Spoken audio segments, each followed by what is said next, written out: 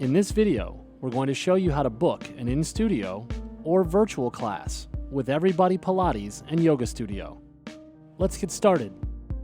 Using the website everybodystudio.com, you'll see the option at the top for Book Online.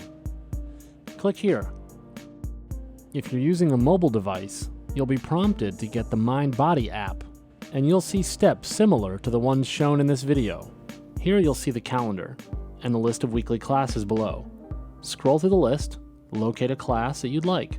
Click View Details to read more about the class, as well as the instructor. Here you'll see if something's virtual or in studio. In this example, this one's virtual. And that's what we want, so we'll click Sign Up. Here's where we create an account for MindBody. Or if you're a returning client, choose Sign In. For new clients, enter your information. Scroll down, read this important information, and then check the box to agree to the terms. You'll click Create Account. And now you'll see the list of classes. Locate the class you'd like, whether it be in studio or virtual, and click Sign Up Now. On this screen, you'll be able to confirm the type of class you're looking for. Click Make a Single Reservation. If you're a new client and don't have a package purchased, you'll be able to click Select Item, choose the type of package you'd like, and how many sessions you'd like.